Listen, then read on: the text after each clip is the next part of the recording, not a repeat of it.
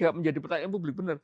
Lah kita mau lobby tapi duta besar aja kita nggak menunjuk, membiarkan kosong selama 1 tahun gitu kan. Ini kan kesan bahwa, lah emang kita serius kemudian. Justru kalau mau diprioritaskan, inilah sebetulnya prioritas utama kita. Bahkan bila perlu semua kementerian lembaga itu KPI-nya untuk menurunkan ICOR. Dan ini mengingatkan kalau di sejarah itu pada tahun 1930 Iya, persis gitu ya, yang akibatnya perdagangan dunia kemudian menjadi lumpuh dan kita tahu Great akhirnya Depression. ya Great Depression terjadi. Itu kalau kita lihat kita ini selalu dalam merespons itu selalu bagus. Tapi paling problem besar kita itu di eksekusinya.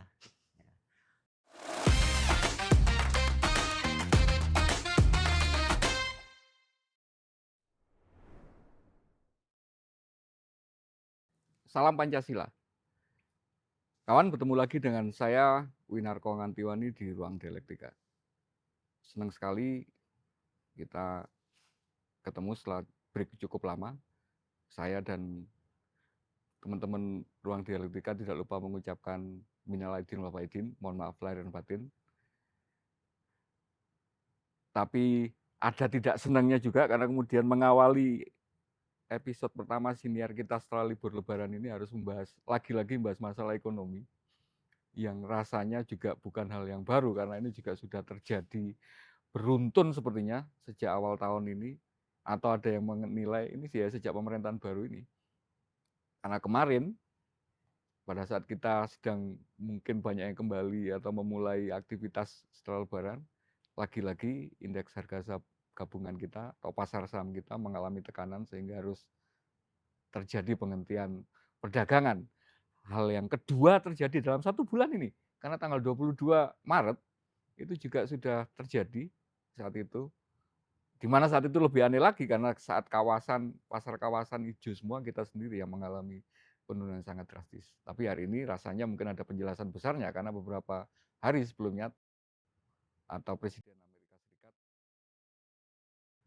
melakukan kebijakan untuk memberi tarif terhadap berbagai macam negara termasuk kita. Nah, untuk membahas hal ini kami kedatangan tamu yang sangat istimewa. Bukan kedatangan sih, kami mendatangi beliau karena seperti mungkin teman-teman lihat, kawan-kawan lihat, ini settingnya tidak biasanya di Ruang Dialektika karena kami diberi kehormatan untuk boleh mendatangi beliau.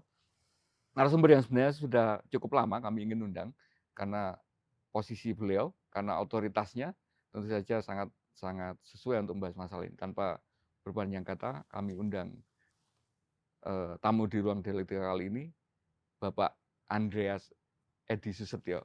Salam Pancasila dulu. Salam Pancasila. Saya boleh memanggil Bung karena di ruangan ini narsum kami biasanya saya panggil Oh Bung. iya, dengan Mohon senang izin ya. hati ya. Bung Andreas, terima kasih banyak sudah Ya, diperbolehkan untuk melakukan rekaman di sini, di ruangan yang ini ruang publik juga sebenarnya, ruang milik ya. rakyat, Badan Akuntabilitas Keuangan Negara. Karena kebetulan tamu kita ini juga menjadi kepala dari salah satu alat kelengkapan dewan yang mungkin paling nggak dikenal gitu. Karena selain ada badan anggaran, badan legislasi, Dewan Perwakilan Rakyat kita juga punya badan yang mengawasi, menjalankan fungsi ketiga yang tidak kalah pentingnya dari dua fungsi legislasi sama anggaran tadi, yaitu fungsi pengawasan gitu kan. Dan ini ada di BAKN ini, Pak Andreas, Betul. Bung Andreas sebagai ketuanya gitu. Ya, Sekali lagi terima kasih. Mohon maaf lahir batin juga, ya, ini mumpung masih sama-sama. suasana Maaf lahir lebaran gitu batin ya. juga. Eh, Bantu kami untuk memulai memahami ini, Bung. Ini ada apa sih di kita ini? Kok sampai 2 kali ngalami perdagangan IHSG? IHSG perdagangannya dihentikan itu pernah terjadi, tapi dulu pernah saat krisis 98 yang memang krisis besar-besaran secara moneter, dan waktu Covid yang memang secara ekonomi aktivitas perdagangan di mana-mana terhenti gitu kan. Hari ini ketika pemerintah banyak mengatakan kita sedang baik-baik saja dan sebagainya, kita mengalami dalam sebulan 2 kali. Yang terakhir, yang terbaru kemarin kita sempat menyentuh turun sampai 11% meskipun kemudian agak naik sedikit hingga di level 5.900 meskipun akhirnya ditutup hampir 6.000 ya, tapi tetap masih 5.000-an, 5.990, dan sampai hari ini belum mengalami rebound yang tinggi. Ada apa sebenarnya? Ada Apakah memang sebesar itu pengaruh Amerika? Atau jangan-jangan memang kita separah itu sakitnya gitu secara ekonomi itu? Monggo, Bung. Iya, jadi saya bagi menjadi 2 tahap. Ya, Tahap yang pertama sebelum, pengumuman, tarif resiprokal dari ya, yang disebut dengan Deliberation Day ya. ya, hari pembebasan. Itu Kalau kita lihat kira-kira kayak kita sedang merayakan 17-an gitu ya ya waktu itu ya? ya pembebasan bagi Amerika. Tetapi kalau kita lihat sebelumnya yang harga indeks turun sebelum adanya pengumuman itu memang sempat mengagetkan banyak pihak. Nah, kita harus tahu mengenai mekanisme pasar modal. Pasar modal itu harga itu terrefleksi dari 2 hal, yang disebut dengan, eee, nilai saham secara realnya, tetapi juga ada yang disebut dengan plus persepsi. Nah, kadang-kadang persepsi pasar ini lebih dominan di dalam menentukan harga kan. Dan yang Fundamental itu ya? fundamental. Dan yang kedua kita tahu bahwa orang membeli saham itu adalah sebetulnya, membeli masa depan. Nah, atau harapan ya. Dalam hal ini pada tahap yang pertama itu memang ada persepsi pasar yang meragukan tentang prospek pertumbuhan ekonomi Indonesia. Oke. Ya. Kenapa? Karena ada setidaknya 3 faktor. Pertama yaitu faktor mengenai, pelemahan yang disebut dengan agregat demand, ya. Kalau kita lihat pertumbuhan ekonomi itu kan ada faktor yang disebut dengan didorong oleh faktor konsumsi atau C, kemudian faktor I, investasi, kemudian ada faktor government spending, Government G, spending. kemudian ditambah ekspor minus impor. Nah, mereka melihat bahwa pertumbuhan ekonomi Indonesia itu dipacu sebagian besar oleh sisi konsumsi. Nah, konsumsi ini kelihatan udah melandai, Ya, ya, terutama di kalangan yang menengah bawah. ya, ya, ya. Tapi kemudian di sektor, yang atas tidak, belanja. Kemudian kita juga lihat dari, jumlah dana pihak ketiga tabungan yang di bawah 100 juta itu turunnya juga, banyak. Dan Ya. kita lihat penjualan retail pun ternyata didominasi oleh belanja kebutuhan pokok. Artinya di situ menunjukkan bahwa orang lebih mementingkan kebutuhan konsumsi untuk, hidup lah. Ya, Nah ini belanja sekunder ya, sama tersiernya sudah di ini ya. tengah pelemahan agregat demand ini atau, penurunan, kebutuhan atau permintaan domestik, konsumsi ini, kemudian kan pemerintah menerapkan, program efisiensi anggaran. Nggak Ya match gitu ya ya berarti ya?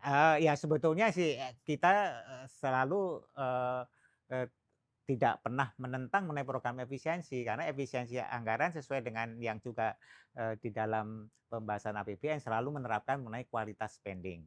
Tetapi yang menjadi pertanyaannya itu, ketika Momennya itu ya? ketika ini dilakukan penggeseran nih, yang sebenarnya 300 T itu kemudian dipindahkan atau dibelanjakan kepada Kemana? sektor mana.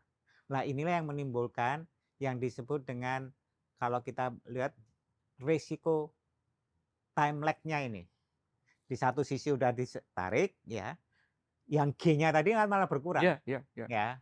Sehingga Karena yang ya dulunya itu bisa dibelanjakan pihak ketiga karena itu adalah pemerintah mengeluarkan anggaran ya, itu, nah kan jadinya tidak jadi ada ya lagi gitu kan. nggak ada lagi. Tetapi kemudian dialihkan kemananya dan berapa lama, berapa cepat Belum jelas. belum jelas ya. Dan yang ketiga tentu waktu itu ada juga, masalah concerns atau terhadap, eee, Danantara. Oke. Di mana di situ bank-bank Ya, himbara ya. masuk kepada Danantara Tata terutama dari kelolanya belum segi jelas tata gitu kelolanya ya. belum jelas. Jadi itu sebelum kejadian itu. Jadi mereka mempertanyakan mengenai prospek pertumbuhan Ya. ekonomi ya. Nah, karena tidak jelas ya mereka akhirnya terbang dulu ke tempat yang mereka sebut sebagai safe haven point. Di satu sisi juga mereka mendengar bahwa ada, rencana penerapan tarif, dari, kebijakan pemerintah. Nah, Hmm. setelah itu ternyata tanggal 2 April tarif diterapkan Ya, ya, beneran gitu ya terjadi gitu beneran, ya. tapi untung kita libur pada saat itu ya. Iya, Di mana kalau kita tadi lihat, eee dampak penerapan resiprokal dari ini, pertama tentu kembali yang langsung bereaksi adalah pasar modal di seluruh dunia. Ya, bursa seluruh Ya, dunia turun drastis gitu ya. Nah, ini karena mereka melihat kembali pertumbuhan ekonomi global akan terpengaruh ya, lambat ya. Dari mana? Pertama dari segi inflasi Amerika akan ya, ya. naik gitu kan. Tentu kalau barang impornya naik kan inflasi akan naik. Kedua, kalau inflasi naik tentu Bank Sentral Amerika tidak akan menurunkan tingkat bunga, ya kan? Dan sehingga itu menimbulkan volatilitas di eh, pasar uang. Tetapi yang paling dikhawatirkan sebetulnya adalah adanya potensi perang dagang. Perang dagang Nah, akan berbalas kan gitu akan kan? Ya. terbalas dan tetapi justru yang juga mengagetkan itu adalah banyak yang tidak pernah memperkirakan sebelumnya bahwa akan memperlakukan secara sekaligus atau istilahnya Big Bang kepada seluruh Tanpa negara kecuali gitu tanpa ya. kecuali ya. Awalnya kan oh ini mungkin dengan hanya negara mitra utama, Atau bisnis Cina mungkin ya sasaran Venezuela, utamanya gitu Cina, ya. Meksiko, Kanada dan seterusnya gitu ya.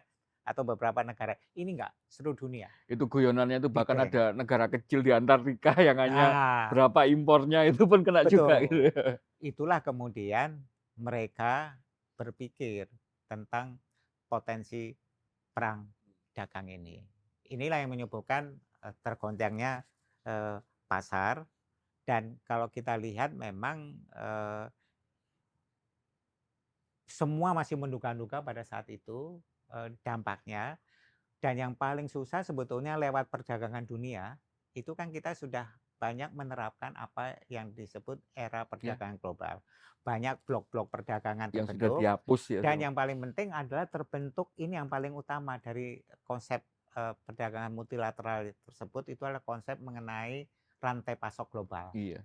Nah, ini yang terganggu. Jadi ini kan bukan lagi urusan antar negara lagi gitu kan ada. Betul, betul. Rantai pasok global. Kemarin digambarkan misalnya bahkan mobil itu komponennya itu bisa 3 kali bolak-balik Persis, dari Kanada atau dari Meksiko itu persis. perbatasannya. Karena dulu perdagangan tidak bisa dilepaskan dari investasi. Mereka mencari tempat investasi yang paling menguntungkan di dalam konsep perdagangan tersebut. Nah, inilah kemudian menyebabkan goncangan di pasar global. Sebentar Pak Andreas, biar ini apa namanya clear. Berarti kita pas pengumuman itu libur itu beruntung bener ya? Blessing in disguise. Karena bisa jadi menurun 11% itu ya nggak sekarang, tapi tanggal Ya, kalau kita bayangkan pada saat itu kalau kita akumulasi dengan libur kita, ya kan, penurunannya coba. Pertama itu kalau kita lihat indeks itu turunnya ada yang sampai mhm mhm. 15. Kalau itu Iya iya diakumulasikan iya. mungkin lebih dari Bera 20%. berapa hari gitu kan. Iya, berapa Ditambah hari. dengan 2 minggu sebelumnya kita sudah kena Betul. imbas apa, penurunan yang Ya. sebelumnya gitu kan. Karena di pasar modal itu ada yang disebut selalu dengan ketika terjadi satu eh, istilahnya itu surprising accident atau kejadian yang surprising itu biasanya pelaku itu overshoot.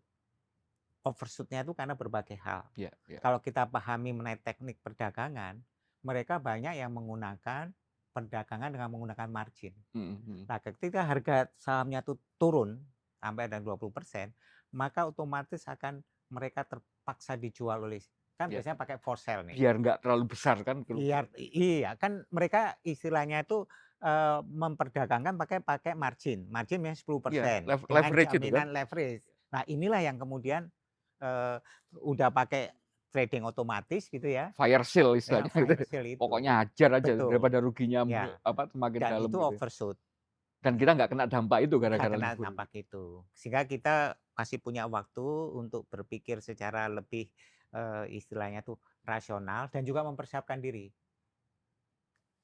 Ya kalau kita bilang ada blessing in disguise juga pada saat terjadi trading halt sebelumnya, maka dilakukan kebijakan termasuk kebijakan tentang buyback di Hmm. luar Ya, RUPS. ya. Jadi apa, BUMN tidak perlu lagi RUPS untuk buyback gitu ya. Betul, iya. Ya, jadi itu sebetulnya faktor yang kita bilang yaitu bisa disebut sebagai blessing in disguise. Save kalau istilah ininya dulu kan save by the bell gitu, ini save by lebaran gitu ya kira-kira ya, Ya, save by liburan lebaran gitu ya. walaupun memang ya libur panjang Oke, libur yang panjang ini agak ini dengan kemudian kita sudah punya kesempatan ada waktu 5 hari mengantisipasi apa yang sudah terjadi di berbagai macam pasar tadi, toh kemudian pasar dibuka kemarin, kita tetap ambrus, melebihi yang kejadian tanggal 22 Maret, lebih lebih dalam turunnya sampai menyentuh 11% waktu turun pagi itu di pembukaan. Artinya kan ini memang lebih keras daripada yang pembukaan. Artinya juga kemudian selama 5 hari ini pemerintah mengantisipasi atau mempersiapkan antisipasinya ini kan juga ternyata masih cukup gagal, nggak mampu untuk mengatasi. Di sisi yang lain kemudian ada 2 indikator kan selain pasar saham juga yang ditakutkan kan nilai tukar rupiah itu. Nilai tukar rupiah pada saat pasar Indonesia masih tutup, itu kan di pasar offshore sudah menyentuh 17.300 gitu. Tapi ketika perdagangan dibuka, pasar pasar nilai tukar masih bisa ditahan di bawah 17.000. Ini sebenarnya apa yang terjadi? ya sebetulnya kalau kita lihat antisipasi ya, kita lihat pihak otoritas bursa dalam hal ini termasuk OJK itu telah menyesuaikan, makanya trading halt-nya akan diperlebar. Dari 5 jadi 8. Dari 5 menjadi 8, kemudian menjadi 15 dan 20. Ya. Ya. Jadi yang tersentuh adalah yang pertama gitu ya. Terus kemudian ada juga penyesuaian dari automatic reject bawahnya, ARB-nya. Ya. Bahkan waktu itu kenapa dibuat demikian, banyak pihak yang sebetulnya waktu itu bukan meramalkan, istilahnya menghitung bahwa penurunannya akan jauh lebih besar dari itu, ya. Tetapi ternyata yang tadi itu, kalau kita lihat memang pasar saham kita ya sebetulnya sudah relatif murah, ya. Kemudian juga ada pemberian dividen yang sedang berlangsung, termasuk saham bank-bank besar itu kan melakukan dividen.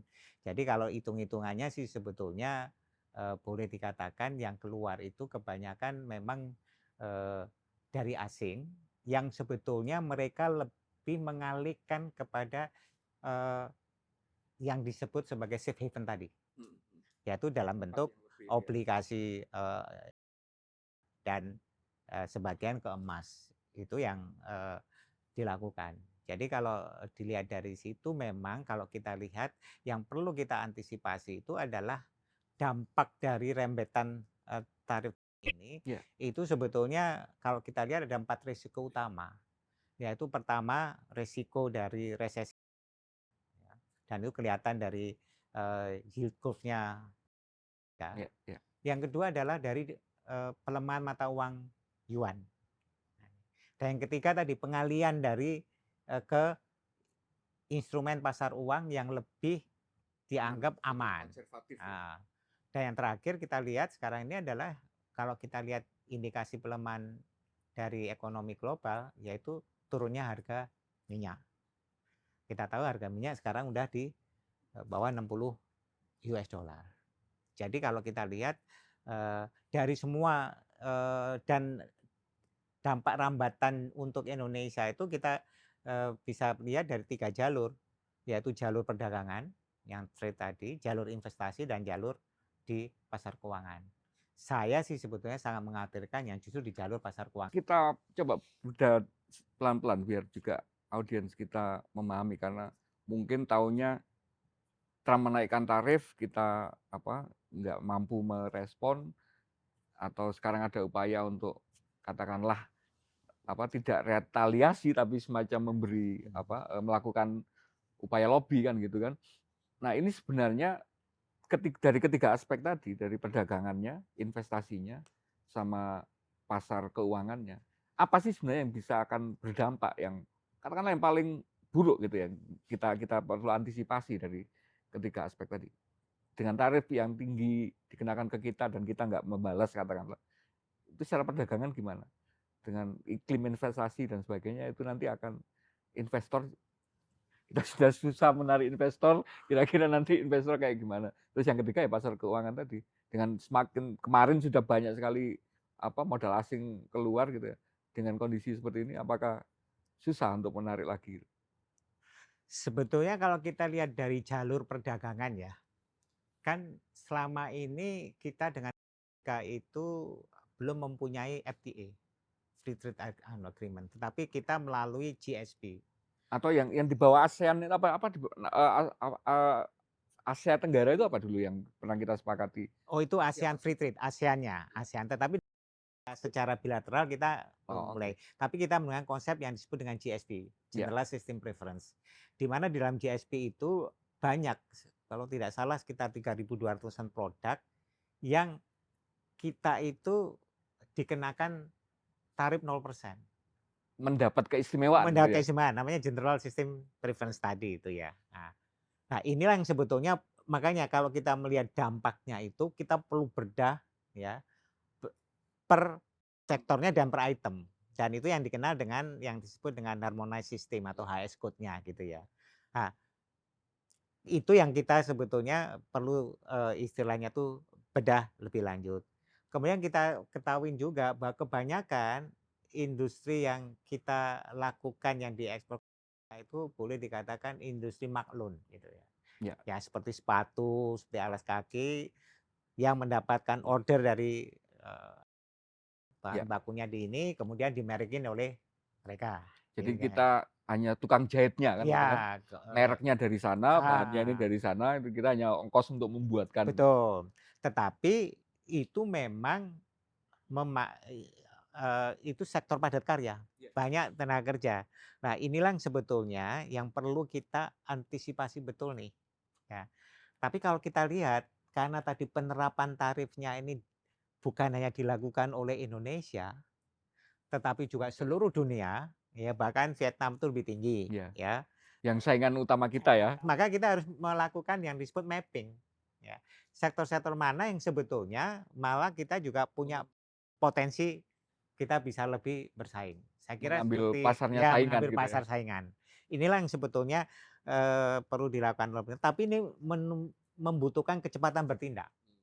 Ya, memang dalam istilahnya itu kalau istilahnya itu masih situasinya mass crowded itu siapa yang bisa Ya, memegang kendali dia yang akan lebih diuntungkan. Nah, posisi kita tahu bahwa mereka itu mau membalance atau menyeimbangkan neraca perdagangan. Jadi di sisi ekspor dan impor. Tetapi dia juga ingin ya istilahnya itu eh, proposal juga dari kita di non tarif barrier ini yang dianggap sebagai hambatan dari sektor perdagangan. hmm, Ya tinggal kita memilah aja mana sektor yang terutama sangat strategis di dalam mempertahankan lapangan kerja dengan tadi sektor hambatan non tarif yang dilakukan. Kalau kita cepat melakukan itu mungkin kita malah bisa mengambil kesempatan persaingan. Karena beberapa produk kita kalau saya lihat ya, itu substitusinya tidak mudah dilakukan. ya itu. Contohnya palm oil ya, kelapa sawit itu. Kan itu kebutuhan sehari-hari yang dibutuhkan untuk sabun dan seterusnya. Itu kan nggak mudah digantikan. Terus kemudian di sisi seperti furniture dari kayu dan seterusnya. Itu kan Atau bahkan yang maklon tadi yang TPT sama iya, alas kaki itu kan juga nggak gampang untuk kemudian itu dialihkan ke betul, betul, Bangladesh atau kemana gitu. betul, betul. Jadi dari sisi itu makanya kita melihat bahwa langkah untuk melakukan eh, istilahnya itu bernegosiasi itu adalah dibandingkan retaliasi itu adalah sudah langkah yang tepat. Namun tentu ini harus kemudian diimbangi dengan satu kajian yang mendalam sehingga terukur juga. Jangan kemudian seperti mata uang di satu sisi kita memberikan memang eh, istilahnya tuh negosiasi dengan tapi di satu sisi penguatan industri dalam negerinya juga jangan dilupakan. Ya, itu yang mungkin kemarin itu menjadi pertanyaan besar ketika detail ya, ketika oke kita pemerintah tidak melakukan retaliasi tapi kan untuk kemudian memenuhi dua hal tadi kok agak kontradiktif jadinya kan tujuannya tadi seperti Bung bilang untuk mengecilkan lah defisit neraca perdagangan mereka gitu kan. Kita selama ini cukup surplusnya lumayan gede gitu kan, sekitar 14, 16 triliun. Nah, apa yang kemudian bisa dikorbankan, tapi kemudian juga di sisi yang lain kita bisa tawarkan untuk ya kalau gitu sektor ini aja yang ditingkatkan gitu. Nah, ini kan juga akan menjadi pertanyaan ketika responnya pemerintah hari ini kan belum terlihat jelas sektor apa yang akan dijadikan, katakanlah dikorbankan tadi, tapi sektor apa yang akan ditawarkan. Ini solusinya atau rekonsiliasinya ini gimana ini? Jadi memang dalam situasi yang masih ini, masih di awal ini ya, ini adalah kita perlu menentukan prioritasnya. Saya kira pemerintah akan, dan kalau kita lihat dari pertemuan yang ada, pemerintah akan memprioritaskan sektor yang menyerap tenaga kerja banyak. Dan di situ sebetulnya kalau terjadi kesepakatan secara cepat, kita mungkin punya peluang Untuk meningkatkan kapasitas. untuk meningkatkan justru mengambil pasar yang seperti mereka yang dikenakan tarif tinggi itu. Itu satu hal. Potensi itu ada, seperti apparel, kemudian juga Footwear, alas ya kaki ya? alas kaki segala macam itu masih ada potensi di situ. Furniture saya kira itu juga masih di kan ini. Nah, yang kompensasi tadi itu di satu sisi memang sebetulnya kita memang punya potensi untuk menaikkan Impor. import kita untuk memang barang-barang yang tidak bisa kita lakukan di sini. Misalkan gandum, ya gandum kan kita nggak bisa nanam kan buta ini. Yang dulu mungkin gandum itu sebagian diambil dari Australia, kita ambil dari Ya, Amerika gitu ya. ya. Terus kemudian juga seperti gas gitu ya, atau juga bahkan peralatan-peralatan militer. Di situ kita masih punya ruang untuk yang juga penting adalah sektor-sektor itu yang bisa kita impor dari Amerika, tapi di satu sisi juga kalau itu dilakukan misalkan pembebasan impornya, itu akan memberikan kesempatan kita untuk lebih bersaing di sektor yang kemudian tadi kan kita lihat banyak yang maklum tadi. Tapi kalau kemudian impor bahan baku kita itu kan masih besar. Kalau itu kemudian memang bisa istilahnya tuh Digantikan dengan ini dari dalam negeri diturunkan ya? Ya. dari segi harga impornya, itu malah kita menjadi kompetitif. Ya. Jadi sebetulnya memilih itu adalah saya kira, dan di satu sisi kita juga harus melihat bahwa ini tuh masih dalam proses transisi ya. Iya. Jadi harus melihat juga Trikinya memang di situ peta ya. ya tingginya di situ gitu. Dan di satu sisi kalau saya melihat instrumennya ini, instrumen yang dilakukan tarif ini, kan kalau kita lihat semua mengatakan ini nggak ada lagi di ilmu ekonomi. Iya, ya kan. Masa penentuan tarif hanya berdasarkan hitungan yang sangat simpel aja. Ya, ya. Ya, selisih defisit dibagi impornya gitu kan. Nah, itu kan sebenarnya nggak ada rumusan kayak gitu. Tapi kita harus melihatnya sebagai, kalau saya sih, saya terus terang masih mencermati dan masih mencoba apa istilahnya itu memahami. Kalau saya lihat sebetulnya ini adalah instrumen atau alat ekonomi yang dipakai untuk kepentingan politik. Jadi kita harus melihat semua gerakan kita itu dalam satu nafas antara penyelesaian politik, penyelesaian ekonomi dan politik. Politik. Ya, menarik enggak? Saya terus terang merasa cukup lega dengan perspektif seperti itu karena memang saya kira dengan kondisi hari ini apa istilahnya? Sepertinya ada situasi yang begitu darurat gitu ya. Dan kedaruratan kan selalu kemudian memaksa respon yang cepat gitu. Jangan-jangan kemudian tapi respon cepat itu justru respon yang blunder kan gitu kan. Tapi dengan perspektif seperti itu, bahwa ternyata toh kalau misalnya kita cermati benar, ada hal yang sebenarnya kalau kita tepat meresponnya itu kan sebenarnya masih bisa menguntungkan gitu. Iya. Nah, kita tapi kemudian tadi satu sektor perdagangan, ada dua aspek yang lain, apa investasi sama Iya. pasar keuangan. Dan ini ya lagi-lagi selama ini kita memang nilainya memang sangat sangat negatif kan gitu kan. Ini menurut Bung Andreas gimana? Jadi sektor investasi kalau saya lihat ya, investasi itu tentu nantinya akan ada, suatu pergeseran ya, mmm, mereka akan mencari investasi yang dianggap aman di Indonesia itu ya, ya akhirnya yang seperti sekarang sudah terjadi itu adalah sebetulnya yang memang, sebetulnya kurang baik juga bagi kita yang disebut industri ekstraktif, Iya. ya. Itu kan yang sekarang ini dilakukan. Tapi kalau kita mau memanfaatkan momentum dengan baik, sebetulnya ada satu hal di sisi investasi ini yang kalau kita lihat karena semua dikenakan tarif, maka semua akan melihat negara mana yang relatif itu kompetitif, ya. Nah, di sini sebetulnya faktor yang menjadi dari dulu ada atau tidaknya, istilahnya tarif tram ini, tapi yang menjadi kelemahan utama kita. Sejak saya ikut di dalam, istilahnya pembahasan Undang-Undang Cipta Kerja, yang ingin dipangkas itu adalah masalah inefisiensi. Kita punya target utama ICOR kita, incremental capital output ratio kita yang sangat masih tinggi 6,4 dibandingin rata-rata negara-negara ASEAN yang 4. Ini sebetulnya kalau kita lihat justru kalau mau diprioritaskan inilah sebetulnya prioritas utama kita. Bahkan bila perlu semua kementerian lembaga itu KPI-nya untuk menurunkan ICOR.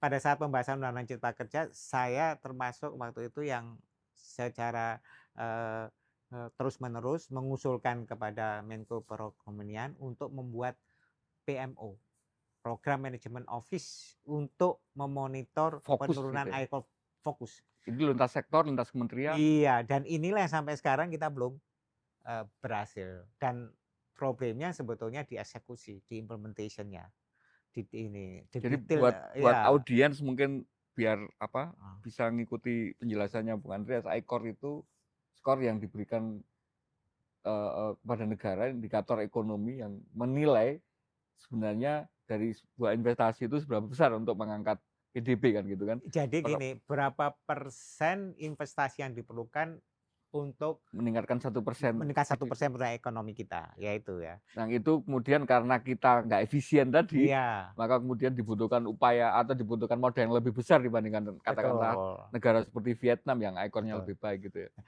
Pada saat pencarian keseimbangan baru ini, kalau kita bisa memangkas yang tadi, semua hambatan, regulasi kita, birokrasi kita yang masih, banyak menjadi, sorotan gitu.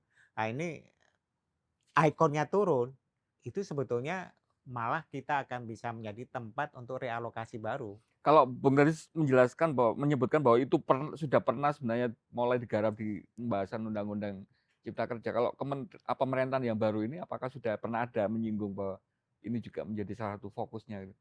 Termasuk tadi membentuk semacam apa, office, eee, Ya, secara secara, kalau kita lihat di dalam RPJP ya, kemudian di dalam RPJP ada, di pembahasan itu. RPJP ada? Ada, karena saya juga ikut membawa RPJP, tapi kemudian inilah yang sebenarnya kita mendorong kepada Bappenas ya, Nah, supaya ini menjadi katakanlah, eee, guiding principle lah gitu iya ya? KPI yang utama Iya iya. sebetulnya untuk menentukan ini, ya. Jadi, ini adalah sebetulnya, sangat, penting sekali untuk ICOR ini, sehingga kalau kita bisa menurunkan itu, maka kita bisa menjadi alternatif investasi. Sedang di jalur keuangan, ini yang sebetulnya saya terus terang, eee, sangat mengkhawatirkan, ya. Karena kalau kita lihat, dengan kondisi perang dagang yang bisa jadi akan berlangsung lama. Mudah-mudahan sih saya tapi kalau saya lihat dari trennya, Cina itu sudah melakukan retaliasi, kemudian menambah lagi 104%, hari ini, Uni itu Eropa juga ya sudah Uni melakukan Eropa ini, retaliasi. ya, dan ini mengingatkan kalau di sejarah itu pada tahun 1930, Iya. model-modelnya mirip persis. ya persis gitu ya, yang akibatnya perdagangan dunia kemudian menjadi lumpuh dan kita tahu Great akhirnya Depression ya Great Depression terjadi. Nah, dan Perang Dunia itu yang Perang paling Dunia. mengerikan. Tetapi dalam proses ini di pasar keuangan yang perlu kita cermatin itu adalah pertama pelemahan Tiongkok atau Tiongkok itu akan mendepresiasi mata uangnya. Mata uang rupiah kita itu sebenarnya kalau kita lihat mirroring dengan mata uang Cina. Artinya kalau yuan turun, rupiah turun.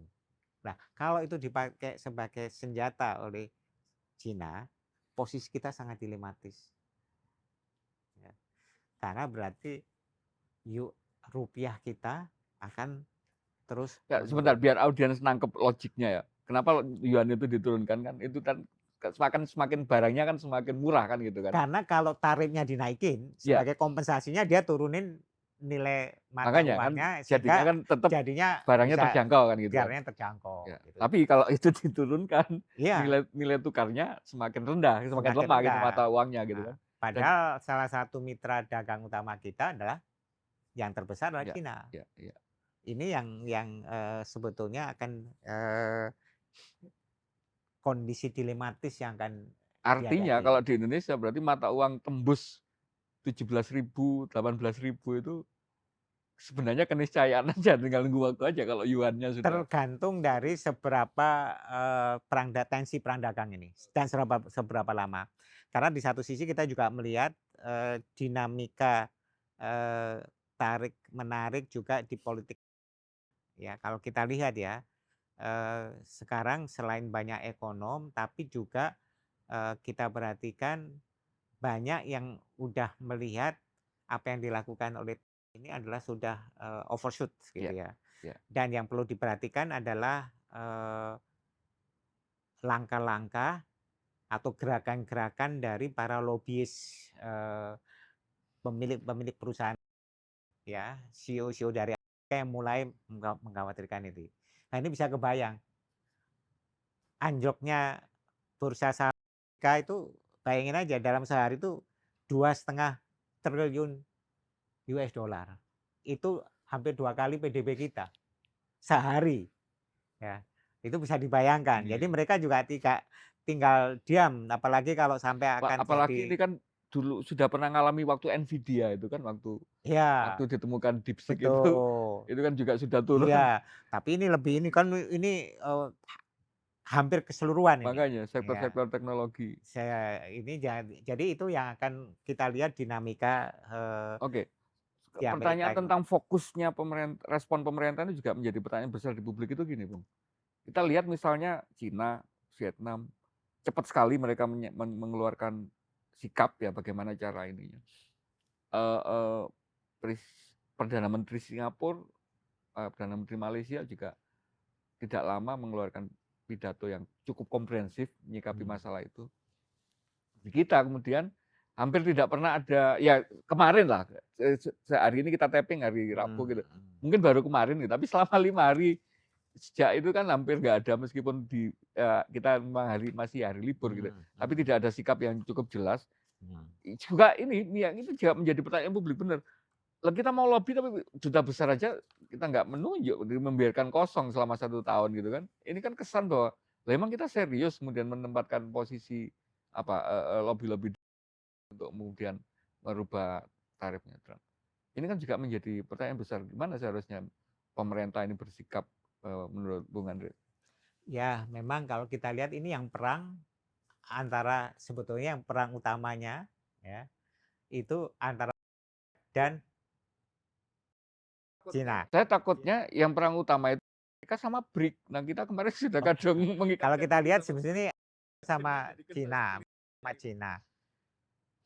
Dua-duanya itu mempunyai hubungan dagang yang atau hubungan selain dagang juga hubungan politik yang ini.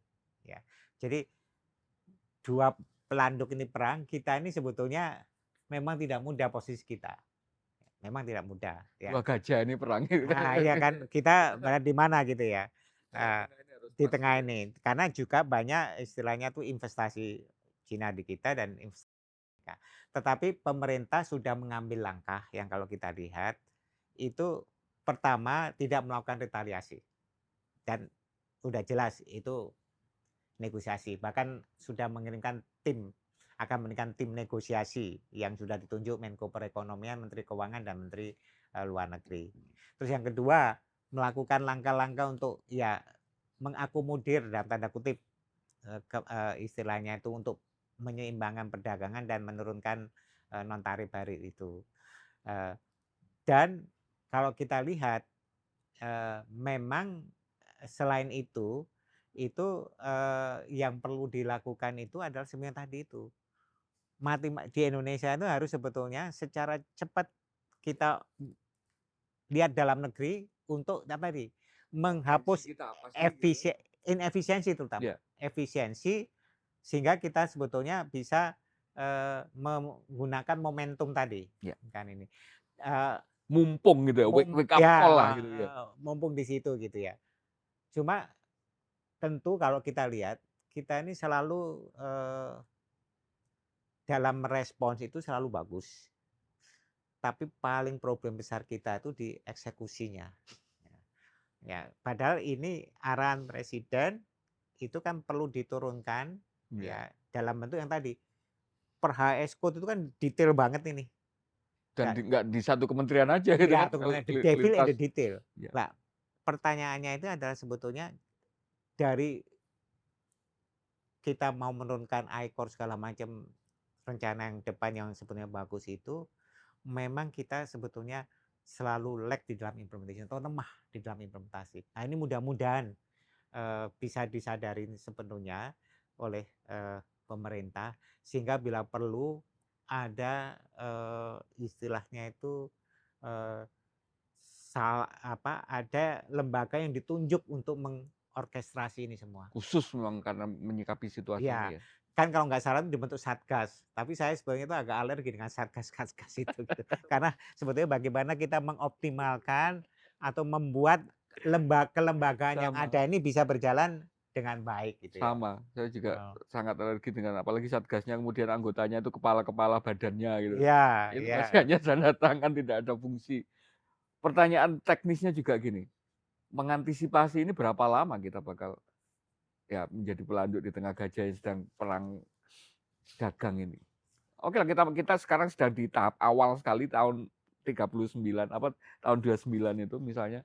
Tapi kan itu kan kemudian ada banyak eskalasi, ada banyak. Ini kan kita perlu menyiapkan diri gitu.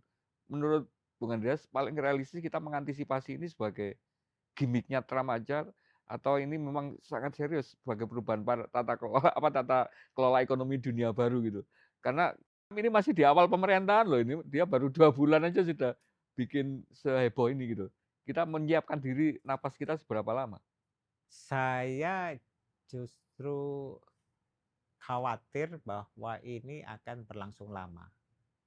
Ya, perang dagang ini.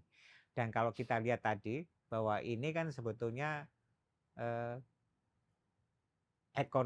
instrumen tarif ini dipakai untuk sebetulnya mengembalikan hegemoninya yang sebetulnya selama ini ya tata perdagangan dunia ini kan dilakukan melalui World Trade Organization. Sudah di multi nasionalkan. Sekarang ditarik di situ. Sehingga kalau itu menjadi mengembalikan hegemoni, tetapi petanya sudah berubah, kan di satu sisi ekonomi Tiongkok itu sekarang sudah juga memiliki kekuatan tersendiri. Nah, tarik menarik ini, ya, ini kan blok-blokan nih, mungkin akan muncul blok baru juga, blok baru yang berusaha untuk katakanlah ngabek lah, bisa terjadi ini.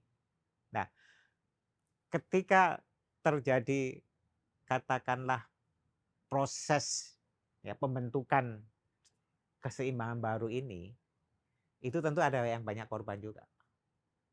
Nah, kita berharap bahwa kita bisa membaca arah dan corak ini sehingga kita jangan menjadi yang the losers. Ini memang perlu suatu kepewahan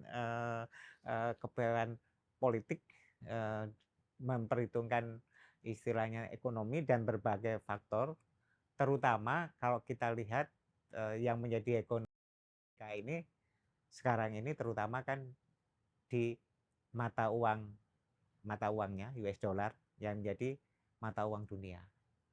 Dan dia itu akan pertahankan terus-menerus. Dan kalau kita lihat kan coba istilahnya itu berusaha justru katakanlah memperkuat itu, bahkan menjadikan cryptocurrency ya sebagai salah satu alternatif cadangan devisanya.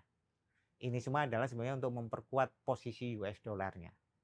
Dan di satu sisi gerakan untuk dedolarisasi ini sampai sekarang belum menunjukkan hasil yang baik. Jadi dalam proses panjang ini memang pilihan kita bagaimana kita melihat goncangan shock ini ke depan itu ya harus dihadapi, yang tentu belum bisa saat ini kita perkirakan. Tetapi kalau saya lihat sih ke depan itu akan terjadi shock yang goncangan-goncangan yang dalam ibaratnya membentuk keseimbangan baru tadi, ya tadi akan ada yang jadi korban, ya kan? Tetapi juga ada yang menjadi the winners. Pilihan kemarin kita masuk BRIC itu, menurut Bung Andreas, timely apa enggak? Sesuai dengan yang dinamika hari ini loh. Yang Ya dinamika saya seperti yang sebetulnya terus Bung terang sampaikan tadi. masih berusaha untuk karena saya selalu melihat data ya kan ini. Saya terus saja masih mencerna. Karena kalau kita lihat anggota-anggota BRICS itu yang sebetulnya dalam transaksi perdagangan kita itu justru negara-negara yang bagi kita defisit. Iya. Iya kan? Jadi kalau kita mau mencari pasar di Malah situ, mereka yang akan mengeksploitasi kita gitu ya. ya, makanya kita belum tahu apakah ada sektor-sektor. Saya terus terang aja, mungkin ini yang sebetulnya pemerintah perlu salah satu yang perlu dijelasin dengan baik gitu ya, kan ini. Karena saya belum, dari segi investasi pun juga kita lihat apa yang menjadi komplement daripada investasi itu yang secara ini, ya. Kalau kita mencari pasar, tentunya pasar yang sebetulnya kita Iya. terbuka Iya. pasarnya untuk kita masuk Iya. gitu ya. Kalau saya khawatirnya malah ya mereka itu malah justru yang akan menjadi pesaing utama kita ketika kita sekarang sedang sama-sama cari survive itu. Tapi oke, kita mungkin akan kesulitan membaca itu karena mungkinan memang sama-sama masih saling bergerak gitu. Tapi saya akan merefleksikan itu ke dalam negeri kemarin. Tadi juga Bung sudah sempat singgung bahwa C kita itu juga consumption kita itu juga sekarang menurun. Dua data besar kemarin mengkonfirmasi itu, jumlah pemudik yang menurun sampai 24%, jumlah uang beredar juga menurun cukup drastis. Dua momen besar surge pertumbuhan ekonomi Indonesia yang selalu mengikuti konsumsi bulan puasa sama Lebaran itu praktis kemarin lolos gitu ya. Artinya kita akan menghadapi Indonesia di mana ke depan di 3 trimester ke depan ini daya beli semakin menurun dan tidak ada lagi momen lonjakan gitu ya.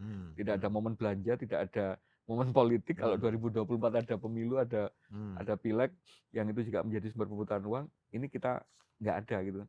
Hingga kemudian pertanyaan besarnya, ini kita sudah memasuki krisis atau menjelang, atau jangan-jangan sudah mulai bulan Januari kemarin kita aja yang nggak ngakuin gitu. Saya termasuk pelaku yang mengalami krisis 1998 ya. Dan kalau saya lihat krisis itu selalu ada triggernya. Ya, nggak hanya 1-2 faktor saja, tetapi ada beberapa faktor yang terjadi sekaligus ya. Kalau tahun 1998 ya, walaupun sekarang banyak mengatakan loh kursnya kan sudah melebihi dari Iya. 1998. Tapi jangan salah, 1998 Dari itu dari 2000 gitu kan. 1.500 menjadi ya Kalau 16 itu mengonsumsi sekarang berarti 600. 16 jadi Ya, 100.000 kan itu gitu. ya. Terus kemudian kita lihat waktu itu eh, eh, istilahnya itu cadangan devisa kita juga sangat kecil. Ya, itu menunjukkan. Tetapi memang yang kita perlu waspadain itu adalah daya tahan ekonomi kita. Karena itu eh, di tengah ini yang tidak terlalu mudah, di tengah eh, fiskal kita yang sangat Terbatas. terbatas, ya memang akhirnya kita harus menentukan prioritasasi yang sangat tajam. Nah, dalam hal ini untuk mendukung daya beli itu salah satu yang bisa ditempuh adalah memberikan insentif kepada masyarakat yang eh, disebut itu yang konsumsinya tinggi. Jadi begitu dapat duit langsung Dibelanjakan. dibelanjakan, ya. Nggak Itu ditabung, nggak nggak disimpan. ditabung itu ya. Ini yang disebut dengan marginal prosperity to consume, ya itu. Jadi langsung diinikan. Sehingga dengan demikian itu bisa meningkatkan tentu eh, penjualan produk dan tentu dengan demikian akan jadi investasi di satu ya akhirnya mau nggak mau kita mesti ke industri padat Ya, karya program-program seperti cash transfer gitu ya. cash transfer bantuan sosial tetap dilakukan itu yang pertama. Terus yang kedua adalah memang yang kita perlukan tadi program untuk meningkatkan investasi ya eh, yang memenuhi kebutuhan dalam negeri, domestik. Jadi sebenarnya eh, sektor pertanian ini adalah atau sektor pangan sangat penting. Tetapi justru disinilah sebetulnya kalau mau pemerintah harus habis-habisan ya bergerak untuk menuntaskan ini. Karena kita tahu bahwa komoditas pertanian kita yang paling tidak kompetitif. Kita tahu bahwa kenapa rejim impor ini terjadi karena selisih harga yang begitu besar antara komoditas pangan di negeri Bahkan dengan peer kita gitu ya. dengan peer kita Thailand. Ini yang sebetulnya dari ujung dulu. BHKN sudah mulai melakukan assessment ya kajian bahkan juga dari hasil BPK kita mulai dari penerapan subsidi subsidi pupuk itu sudah mulai dilakukan. Kemudian nanti kita akan melihat kepada eh, penerapan subsidi di sektor pertanian secara keseluruhan ini. Ya, nah ini mata rantainya memang perlu kita lakukan. Dan ini sebetulnya kalau kita lakukan, ini penciptaan lapangan kerjanya cukup besar. Ya, industri yang ini kan basisnya adalah basis lokal nih, ya. Apakah itu peternakan, perikanan dan seterusnya untuk memenuhi kebutuhan sendiri. Nah, kalau kita lihat pemerintah sekarang lagi gencarnya makan bergizi gratis. Nah, itu bahan bakunya dari mana? Penyediaannya.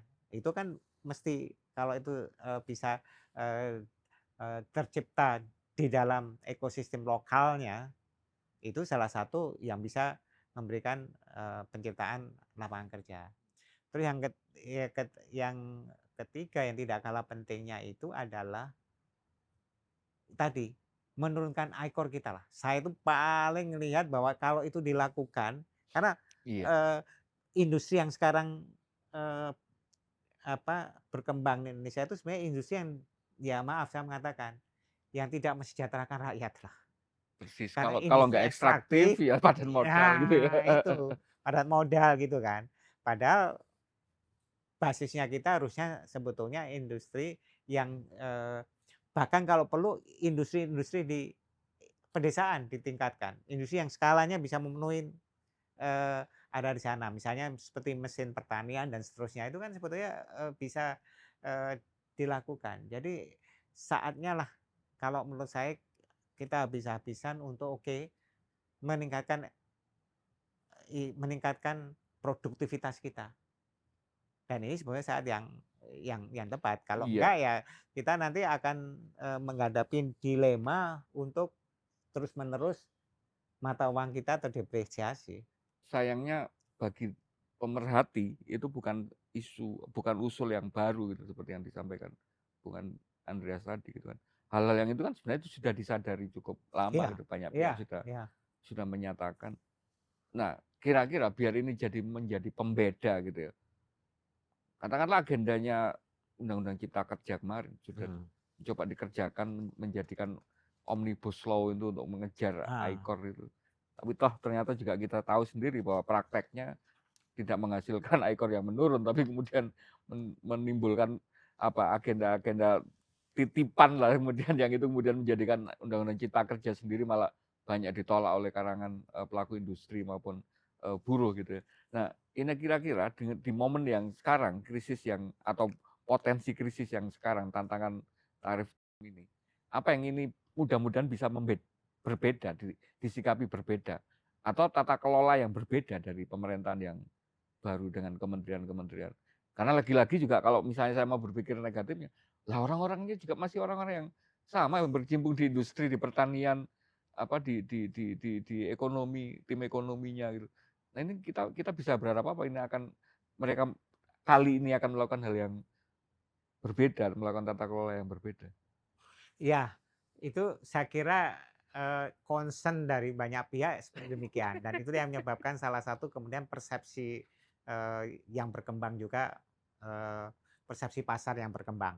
Itu makanya mereka Yang dalam tanda kutip kejadian mempertanyakan tanggal 22 proses Maret itu pertumbuhan ya. ekonomi tadi gitu Itu ya. sudah Nah, penilaian mereka karena nggak itu percaya gitu ya. yang perlu dilakukan ya pemerintah membuktikan itu, bahwa langkah-langkah yang dilakukan ini yang pertama yang perlu dilakukan adalah memang justru pada saat krisis seperti sekarang ini atau katakanlah dalam masa konstelasi perubahan semacam ini diperlukan kepiawaian politik, kepemimpinan politik.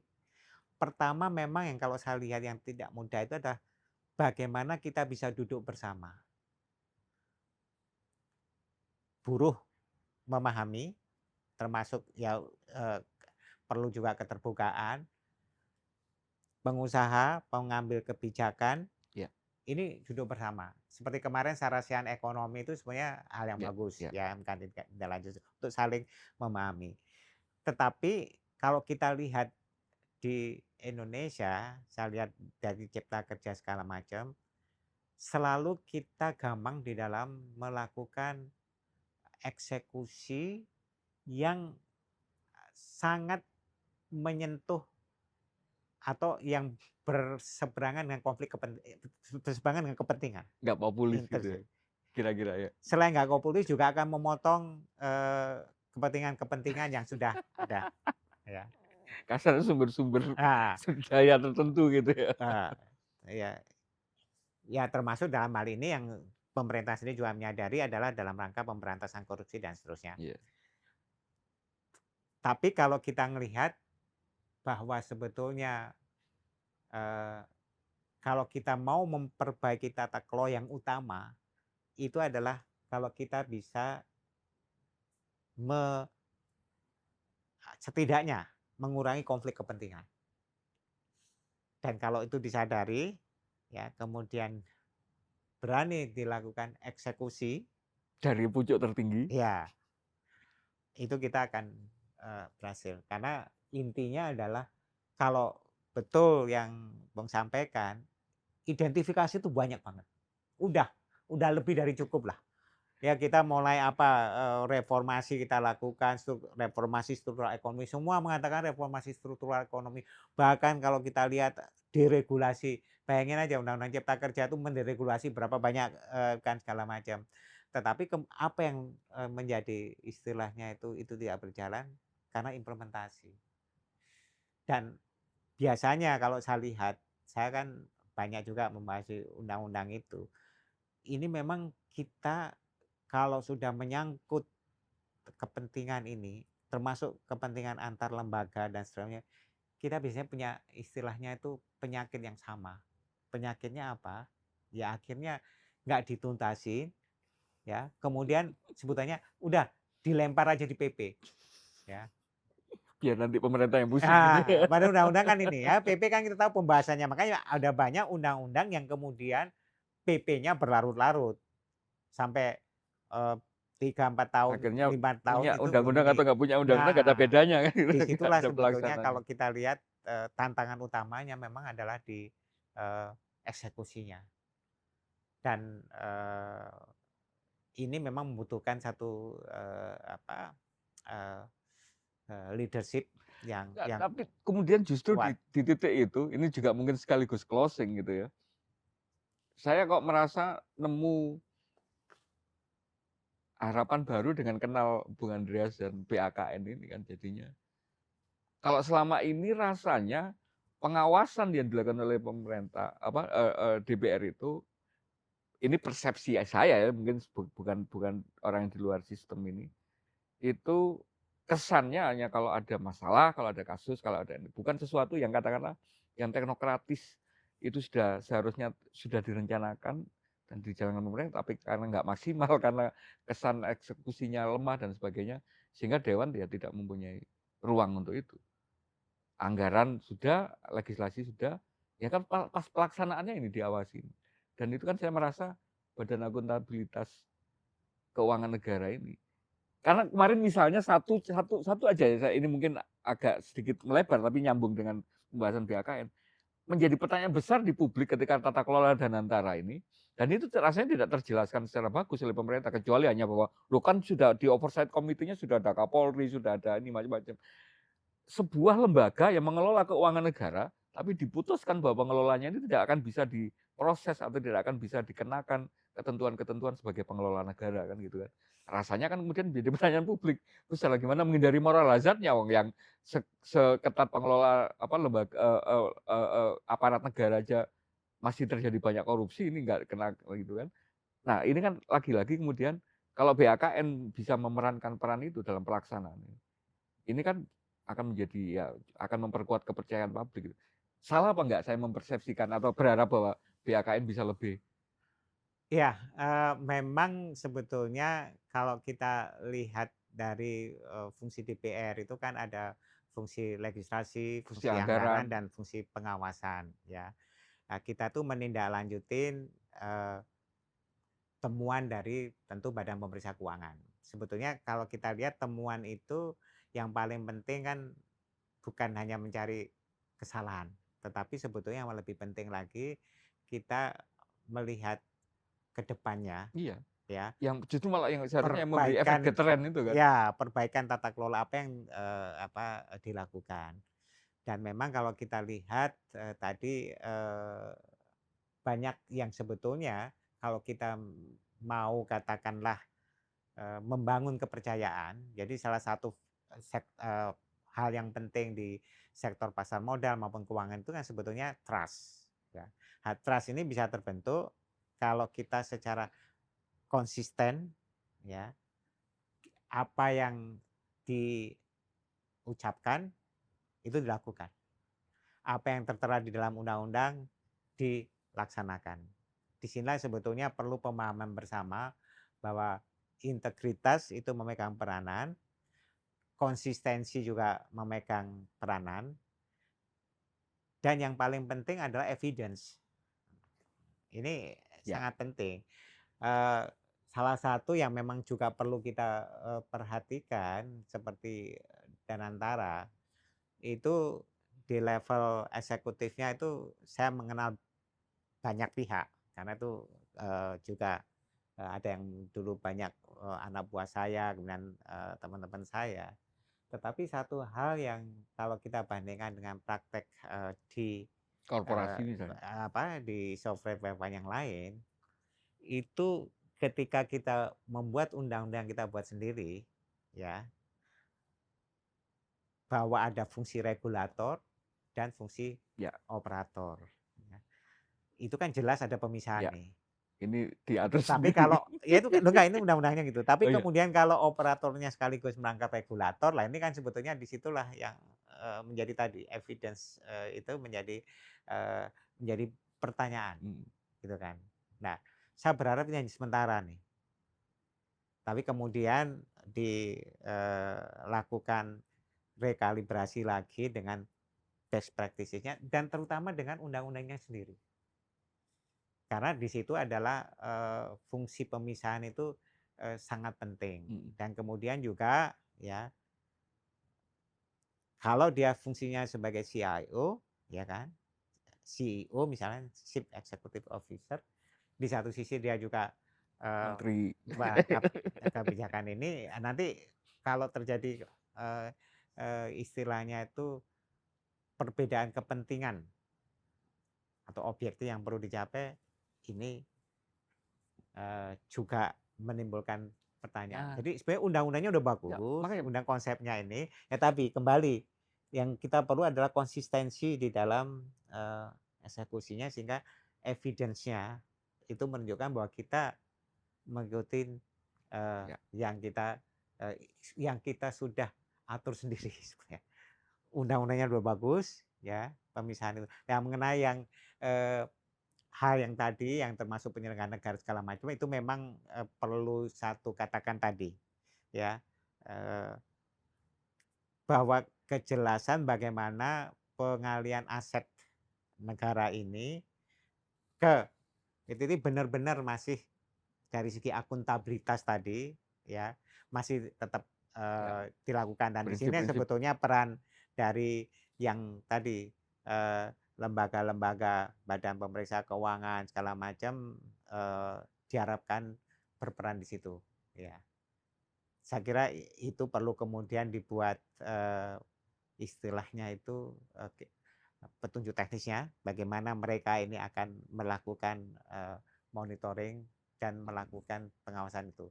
Tapi sebagai satu konsep ya, saya juga, banyak sebelumnya berkecimpung di software fund, ini adalah sebagai salah satu upaya untuk bagaimana ya, kita, 3 titik. membuat, bagaimana kita bisa lebih meningkatkan investasi kita di luar keterbatasan APBN kita. Jadi ini sebagai second engine ini salah satu hal yang penting. Nah, sekarang tinggal bagaimana, eee, tadi eksekusinya. Dan yang paling paling saya ingin apa istilahnya wanti-wanti, the first impression is very important. Jadi keputusan investasi yang pertama dilakukan itu akan sangat berpengaruh ke Iya, depannya. untuk membangun track record, Membangun trust membangun tadi. trust tadi. Iya, Tapi karena keterbatasan waktu saya harus, mengakhiri sesi kita. Terima kasih banyak sekali lagi sama-sama.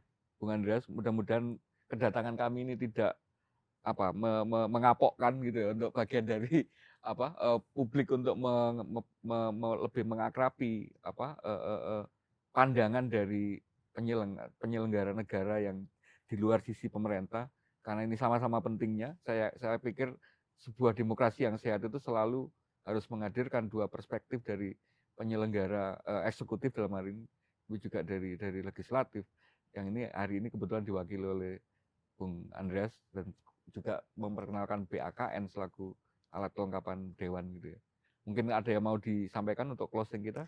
Ya, saya kira ini kita memasuki era tata dunia baru lah, ya, dan ini adalah satu proses yang, sedang berjalan dan dalam proses ini akan banyak, gejolak-gejolak yang ada. Disinilah pentingnya kita membangun kebersamaan, ya, seluruh pihak Ya, dan dalam hal ini kita juga, melihat bahwa peran otoritas moneter dan fiskal akan sangat menentukan, ke depannya. Situasi tidak mudah, ya, sepakat. tetapi saya, berharap dan saya, melihat dengan, eee, kebersamaan kita telah teruji beberapa kali, Ya, bahkan di, eee, masalah pandemi kita juga bisa melewati melewati dengan pandemi, baik melewati dan, krisis. eee, ini adalah modal sosial yang, harus terus kita, eee, pelihara dan jaga bersama. Terima kasih banyak atas kesempatannya. Saya Winar Kongandiwani undur diri, kita ketemu di ruang dialektika berikutnya. Salam Baik, Pancasila, Bung. salam Pancasila. Terima kasih Terima banyak. kasih.